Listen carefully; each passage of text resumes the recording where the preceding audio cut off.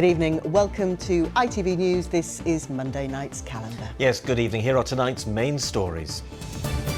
Concrete crisis. Hundreds of students face a return to lockdown-style learning after their Scarborough school is deemed unsafe. When students are in school with the normal educational provision, with expert teaching, that is when they succeed. And the frustration is going to be that we're back to a situation that almost resembles where we were with the pandemic after coming through a really successful year. A hero's send-off, tributes to a policeman who died in the line of duty from the footballers who called him coach. Graham wouldn't have wanted a big fuss, but would be chuffed that you think enough of him to do so. You couldn't not warm to Graham. He was just such a nice, kind, funny, sharp, witty man. He's always had a smile on his face and he was always so kind to everybody. I swear by Almighty God that I will be faithful and bear true allegiance to His Majesty King Charles. Baby of the house, we hear from Parliament's youngest MP, Selby's 25-year-old Keir Mather, after he's officially sworn in. And in sport, bullseye, Archer's on target with a goal on his debut to put Sheffield United's first point on the board.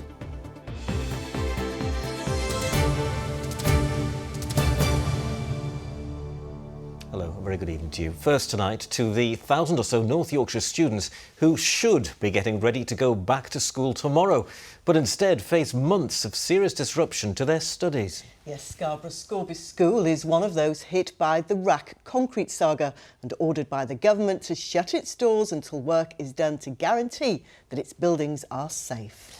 RAC, or reinforced autoclaved aerated concrete, was widely used in the 1950s and 60s, but only has a 50-year shelf life. The operation to now replace it is a huge headache for the government, but also for those running schools like Scorby. Well, Fraser Morder's live in Scarborough for us this evening. And Fraser, this is just a real mess, isn't it? Oh, isn't it just? Hundreds of schools, or well over 100 schools affected, thousands of parents left in the dark, many not knowing whether or not their school was going to be affected.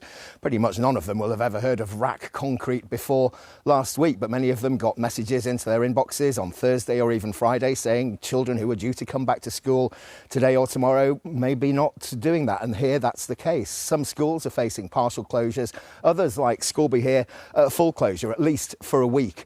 In the immediate future, pupils away all this week, and then hopefully some distance learning will come into place next week. All the time there's a blame game going on as to who's responsible for this. Rishi Sunak said it wasn't his fault for cutting school budgets back when he was Chancellor. The Education Secretary distancing herself from the decision, saying she wasn't around when this happened. So the blame game is going on all the time. Hundreds of parents are being affected, and I've spent the day with one of those families, the Jenkins family, just down the road in Burniston here from Scorby School. 3 pupils come to Scorby School here. This is what their take is on it. Tomorrow should have been Hattie's first day of Year 7 and Thomas's first day of Year 8. Instead, they're in limbo. That's because they and their 15-year-old brother Jack all attend Scorby School, and Scorby School has RAC concrete. The family was still on staycation when Mum Zoe got the confirmation there'll be no school tomorrow, or for the foreseeable future. Just the shock. We got the email on the afternoon. Not really a lot of info, obviously, because they don't know themselves, I'm sure. But yeah, just the fear of the unknown. How long are they going to be at home for when we're trying to be back at work? For the children, it means the frustration of uncertainty. It was a bit annoying because I have had the whole summer holidays to sort this out. I was kind of a bit happy at first when you get longer time off, but then I don't really like homeschooling. In a letter to parents, the school explained that it was aware of the presence of the degrading concrete and last term took the necessary measures to comply with government guidance on its safety. On Thursday, though, the goalposts were moved, meaning significant parts of the site were then deemed not to be safe. It could affect teaching for months. Next Monday, the school will officially open, but with only a few classrooms available for the majority of the 1,000 students. It'll be back to home learning. The frustrating thing is that when students are in school with the normal educational provision, with expert teaching, that is when they succeed. And the frustration is going to be that we're back to a situation that almost resembles where we were with the pandemic after coming through a really successful year. This cement specialist from Sheffield says when RAC begins to degenerate, something needs to be done immediately. The first issues became apparent 5 years ago. It's usually reinforced with mild steel, and because the pores are much more bigger than a normal concrete, you get you can get moisture or water if there's any lack of maintenance as well. It's the speed at which the government acted that's come under fire now, but the Prime Minister says he acted as quickly as possible, given what he was dealing with. Of course I know the timing is frustrating, but I want to give people a sense of the scale of what we're grappling with here. There are around 22,000 schools in England, and the important thing to know is we expect that 95% of those schools won't be impacted. But those in the 5%, like Zoe, are left unsure what to do. She's already looking into finding a private tutor to help out once Scorby's homeschooling programme begins next week. But for now, all the children can do is soak up the Scarborough sunshine and hope they'll be back in the classroom sooner rather than later. Yes, well, Fraser's still in that sunshine for us, and that's the million-dollar question, isn't it, Fraser? How long it'll take to put things right? That's it, Ian. How long is a piece of string? How strong is a piece of concrete? We don't really know. There's no sign of any contractors here at Scorby School today. No doubt there'll have to be surveys done. Contractors will have to be found at very short notice to see who can do the work, if they can do the work. They'll need more clarity on what the new guidelines are and what state that this concrete has to be brought up to in order to make it safe here for the pupils and staff. And all the time the waiting and the confusion goes on for the families, the teachers themselves. They'll be ripping up their lesson plans and all of their projects for next term, throwing those out the window and having to rewrite and rework the potential for homeschooling. It's something that we had during the lockdown. It wasn't something that Zoe was looking forward to going through again, particularly when her eldest son is going into his GCSE years and wanting to do maths to a high standard. She says that's way beyond her capability. It will be beyond mine to teach him O-level maths. So it's a nightmare for the parents, and it's a nightmare that could go on for some time, for weeks, maybe even months. A worrying time. Thanks very much indeed, Fraser, for bringing us up to date. Meanwhile, there are renewed calls for a new hospital for Doncaster after patients and staff escaped injury in a roof collapse at the city's Royal Infirmary. Emergency repairs have been made at the Armthorpe Road site after a large chunk of plaster cracked and smashed into a corridor. Earlier plans for a brand new £1.37 billion hospital for the city were rejected by the government. And I think it is listening, but it set forward a programme for 40 new hospitals. When I was first elected, I managed to get the Secretary of State up within the first month to come and have a look around the hospital, and he agreed with me that we needed one. But unfortunately, because of the RAC concrete, which we're hearing so much about today, there were 5 other hospitals that were in desperate need, and unfortunately they must have knocked Doncaster out of this 40. We do need a new hospital, there's no doubt about that. And actually it would make better economic sense to have a new hospital because the extent of the repairs is so enormous that in the long run it would make better economic sense. Police are appealing for witnesses after a woman and 2 children were killed in a crash in the Ripon area yesterday afternoon. 2 cars and a double-decker bus were involved in the collision on the A61 near South Stainley at around 2:20. All 3 occupants of a Vauxhall Mariva, a woman in her 30s, a teenage girl and a 6-year-old boy were killed. The bus driver suffered leg injuries and was taken to hospital along with a number of passengers. None of them were seriously hurt. Nobody in the other car, a Toyota Aygo, was injured. Police are urging anyone who saw the vehicles before the collision or who has dashcam footage to contact them. Well, next to an emotional memorial in honour of a police officer who died after being hit by a train. Sergeant Graham Savile was injured as he heroically tried to save a distressed man on the tracks near Newark. Yes, his death came as a terrible shock to those who knew him, including staff, players and parents at the football club where he coached an under-11 side. Well, at the weekend they held a special remembrance service where scarves, flowers and shirts were laid in his honour. Phil Brewster was there. A minute's applause to remember Sergeant Graham Savile, a man who gave everything to help others. At the Ravenshead Reds football club, where he coached the under-11s, coaching staff, players and parents gathered to honour his memory. You couldn't not warm to Graham. He was just such a nice, kind, funny, sharp, witty man. Yeah, just everybody liked Graham. That's what's so hard to understand. It's now almost a week since Sergeant Savile died after being hit by a train. trying to save a man in distress on train tracks at Balderton. On Saturday, as people gathered to lay flowers, scarves and shirts, a letter from Sergeant Savile's wife Joanne was read out on her behalf. Thank you for your support and best wishes at this terrible time. It really means a lot. Graham wouldn't have wanted a big fuss, but would be chuffed that you think enough of him to do so. Listening on were also players from the club's under-11 side, which he coached. He put in many hours of his free time to not only ensure kids could turn up and play football, but also to tutor them in sportsmanship and the correct way to conduct themselves on and off the pitch. As well as coaching football, Sergeant Savile's children also attended the local Scouts group, where he's fondly remembered. I just want to say from the Scouting family, a tragic loss, and he was sadly missed. I feel for the children. The hardest bit is really Joe and the kids. You know, I can't imagine what they're going through. That's the hardest bit to comprehend. It's he's going to be missed. Over the weekend, a minute's silence was held at matches across Nottinghamshire. Fans and players also held a minute's applause at Meadow Lane, ahead of Notts County's match with Accrington Stanley. Tribute to a life of public service and selfless dedication. Phil Brewster, ITV News. Some moving tributes there. Now then, you're watching Monday night's calendar, and still to come on the programme, the Huddersfield Giants, powerless to stop Leigh putting the lights out on their Super League playoff chances, but hope remains for the Leeds Rhinos.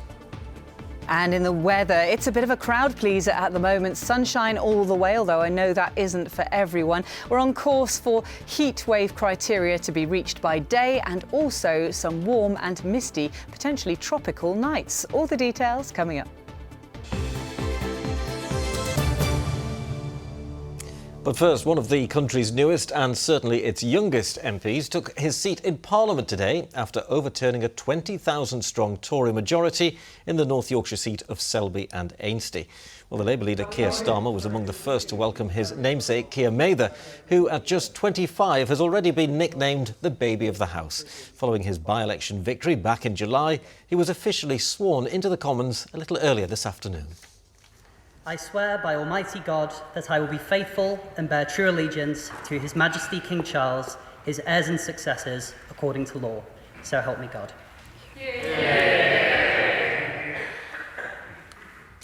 Well, our political correspondent Charanpreet Khera joins us live from Westminster. Now, clearly that was a big moment, Charanpreet, for Mr Mather and also the Labour Party. And I understand that you managed to get a chat with him shortly afterwards. Yeah, that's right, Tina. I mean, it must have been a huge moment, especially because he'd been waiting for it all summer since that by-election.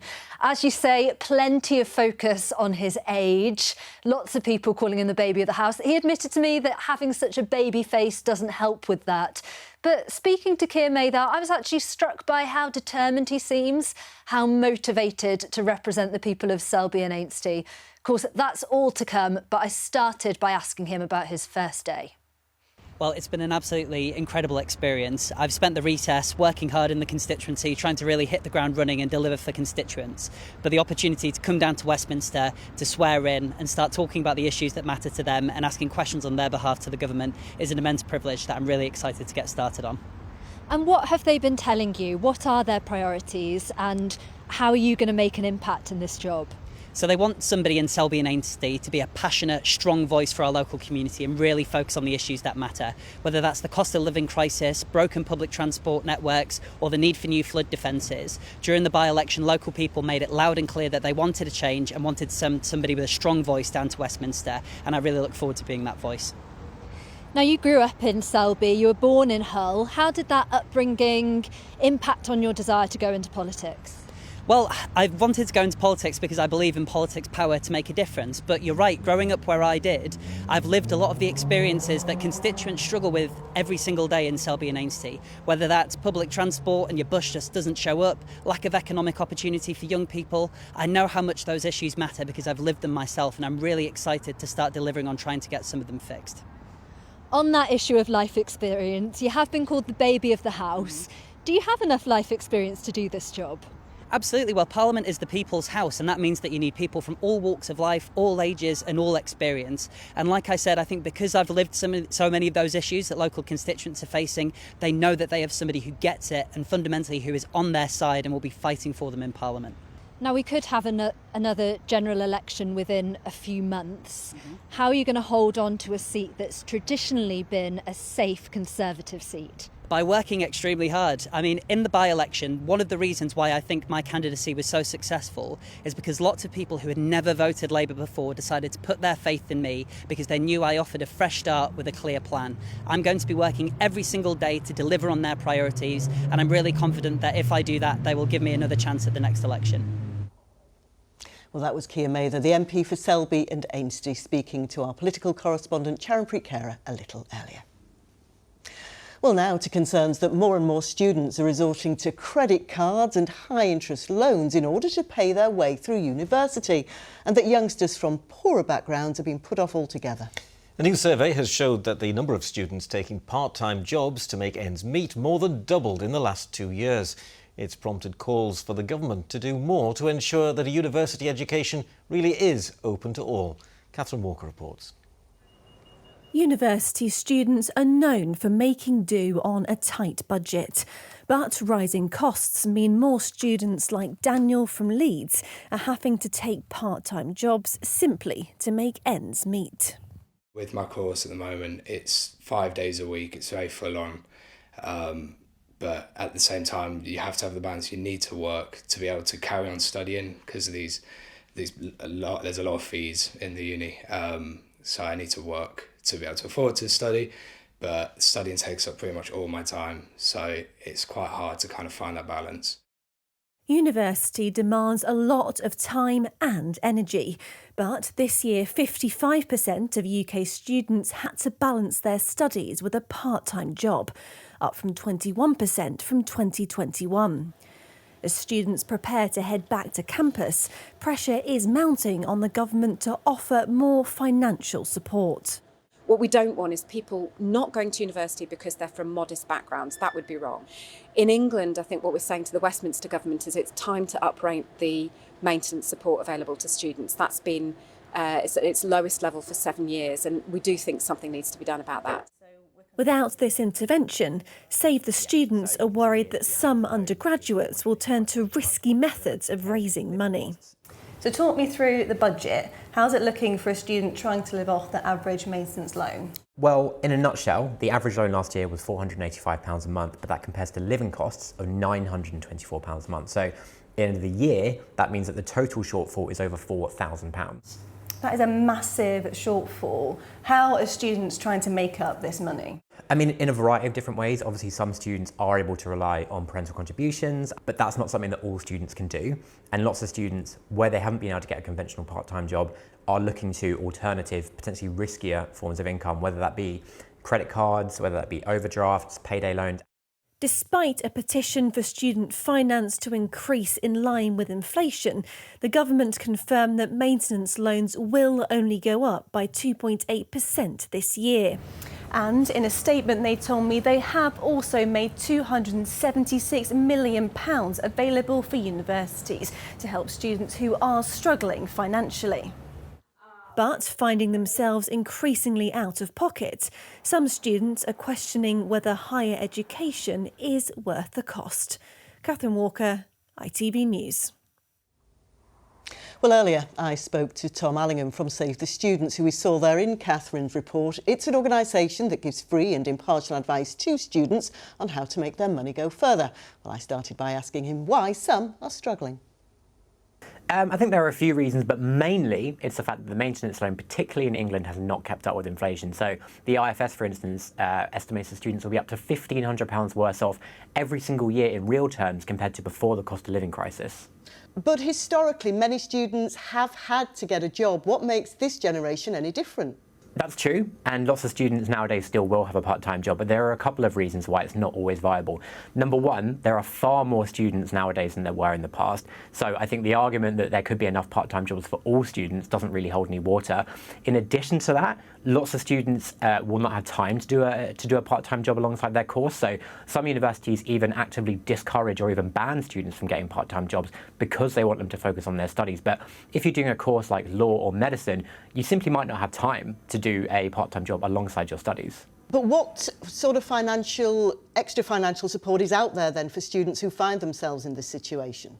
So in general terms, I would recommend that all students look to see if they're eligible for any bursaries, scholarships or grants. But in addition to that, if a student finds themselves in the most kind of testing and trying financial hardship, they could look into applying for hardship funds, which every university has on offer. Now, again, this is reserved for the students in the most testing financial situations. But if a student finds themselves in that situation, they may be eligible for some non-repayable support from their university. We're going to have to leave it there. Tom Allingham from Save the Student, thank you. Thank you.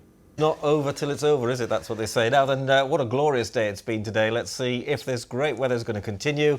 Let's get the latest from Emma Jessen. Good visibility on the horizon. TUI sponsors ITV Yorkshire Weather. Hello there. Well, what a day. I hope you had a great weekend and a super Monday. It's sunshine all the way at the moment. And I'm afraid if that's not for you, there isn't an awful lot I can do about it with high pressure in charge for much of this coming week. So we're expecting some warm or very warm temperatures by day and also some very warm nights, 15 to 20 Celsius by night. And if we get that magical 20, that means that we can classify it as tropical. What about the days though? Well, we are drawing up this very warm air from the south, and for anything to qualify as a heat wave, we need at this time of year to have 3 consecutive days at least of 25 Celsius or above, and it looks like we're set to reach that. Yesterday 25.5, today 27, and tomorrow again around 27 or 28 Celsius, maybe warmer in places. So the high pressure is in charge. Very little to spoil that look at the moment, although Wednesday night into Thursday there is a frontal system which will push northwards. There will be some rain on that or some bands of showers on that, but I'm not sure if it's going to affect our part of the world. Some question marks over that. We will keep you posted. For the next few hours, though, some good late sunshine on offer and staying dry and clear overnight. 1 or 2 mist and fog patches forming like they did last night. And also those temperatures holding up, as I say, quite close and uncomfortable for sleeping. Sun's up tomorrow, 6:21, sets at 7:48. And it's going to be an action replay of today, really. Mist and fog won't burn off quite as quickly as it would have done in the height of the summer, but still that sunshine will get to work on it quickly. Warm temperatures, hot sunshine, a bit breezier than today. We'll feel that at the coast, maybe gusts of 20 miles an hour widely in places, 25, 30 over higher ground. A murky night into Wednesday, but then fine again. Bye-bye. TUI sponsors ITV Yorkshire Weather. Emma, thank you. You know, it's typical, isn't it? 6 weeks holidays come to an end. What happens? The long-awaited sun finally comes out. I know. Well, yeah, you said it. That's absolutely right. Yeah, typical, isn't it? That's all from us for now. Join us again tomorrow night at 6. Bye-bye.